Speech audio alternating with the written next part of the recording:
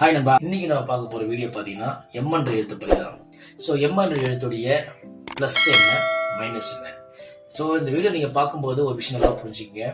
இந்த video M என்ற எழுத்து உள்ளவங்களும் சரி, இல்லை அவங்க நண்பர்களும் சரி, சரியாக புரிஞ்சுக்கங்க. நம்ம சொல்கிற இந்த விஷயம் வந்து பார்த்தீங்கன்னாக்கா அது ப்ளஸ் இருந்தால் நல்லபடியாக எழுத்துங்க, மைனஸாக தெரிஞ்சுன்னா நீங்கள் கொஞ்சம் பாதுகாப்பாக இருங்க. ஸோ அதே மெம்மோட எழுத்து உள்ளவங்க இது உங்களுக்கு ப்ளஸ்ன்னு தெரிஞ்சுன்னா அது ஒன்றும் விரிவுபடுத்திங்க, மைனஸாக இருந்துச்சுன்னா அதை கொஞ்சம் கம்மி பண்ணிக்கங்க. ஸோ லைஃப் நல்லா இருக்கும். வீடியோக்குள்ளே போகலாம். ஸோ எம் என்ற எழுத்துக்கு பொதுவாக பார்த்தீங்கன்னாக்கா ரொம்பவுமே வந்து கோவப்படுவாங்க, அதே மாதிரி ரொம்ப சுயநலமாக இருப்பாங்க, அதே மாதிரி தன்னை பற்றி எப்பயுமே ஒரு பெருமை பாராட்டணும் மற்றவங்க அப்படின்னு நினைக்கக்கூடியவங்க தான் இந்த எம் என்ற எழுத்து உள்ளவங்க. இது அவங்க இயற்கையிலே அது இருக்கும், அதை யாராலுமே மாற்ற முடியாது.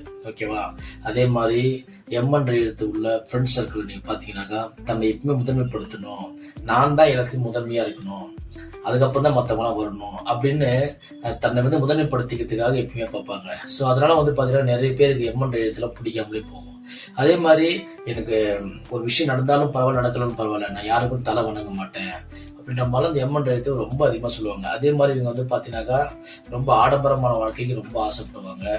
அதே மாதிரி பணம், காசு, வீடு, வாசல், தோட்டம், துறவு அப்படின்னு நிறைய ஆசைப்படுவாங்க.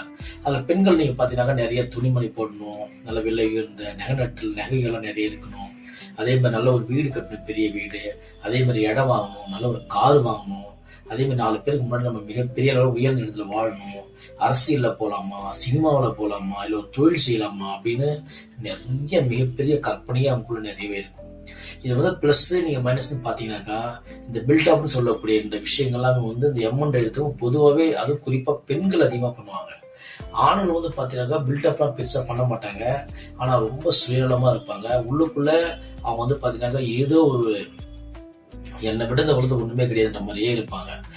அதே மாதிரி ஆண்கள் வந்து ரொம்ப ஆடம்பரமான வாழ்க்கலாம் ஆண்கள் வாழ மாட்டாங்க. அப்படியே ஆப்போசிட்ல பெண்கள் பாத்தீங்கன்னா எம் என்ற எழுத்து உள்ளவங்க மிகப்பெரிய ஆடம்பரமாக விரும்பக்கூடியவங்களா இருப்பாங்க. அதே மாதிரி ஆண்கள் இந்த இடத்துல பாத்தீங்கன்னாக்கா அதிகமா கோபமே பட மாட்டாங்க, ஆனா பெண்கள் நீங்க பாத்தீங்கன்னா மிகப்பெரிய கோவப்படுவாங்க. ஏன்டா கோபம்னு தெரியாத அளவுக்கு பெண்கள் கோவப்படுவாங்க. இந்த வந்து பில்டப் பண்ண சொல்லிட்டு உங்களுக்கு ஆல்ரெடி பெண்கள் ரொம்ப பில்டப் பண்ணுவாங்க. அதே மாதிரி வந்து பாத்தீங்கன்னா அந்த வீடு கட்டுற விஷயம், நிலம் இருக்கிற விஷயம் எல்லாம் பாத்தீங்கன்னா பொதுவாகவே இருக்கும். அதே மாதிரி எம் என்ற எழுத்து உள்ள ஆண்களுக்கு வந்து பாத்தீங்கன்னா அதிகபட்சமா பூர்வீக சொத்துன்னு கண்டிப்பா இருக்கும். அதே மாதிரி பெண்களுக்கு வந்து பாத்தீங்கன்னா எம் என்ற எழுத்து உள்ளவங்களுக்கு பூர்வீக சொத்து இருக்கும், ஆனா ஒரு காலத்துக்கு அப்புறம் அது அவங்ககிட்ட விலகி போயிடும். ஸோ இந்த மாதிரி நிறைய விஷயம் இருக்கு. அதே மாதிரி எம் என்ற எழுத்தவங்க எந்த ஆண்கள் கூட, எந்த எழுத்துள்ள ஆண்கள் கூட அவங்க இருந்தா நல்லா இருக்கும்னு சொன்னாக்கா சில எழுத்துக்கள்லாம் இருக்குது.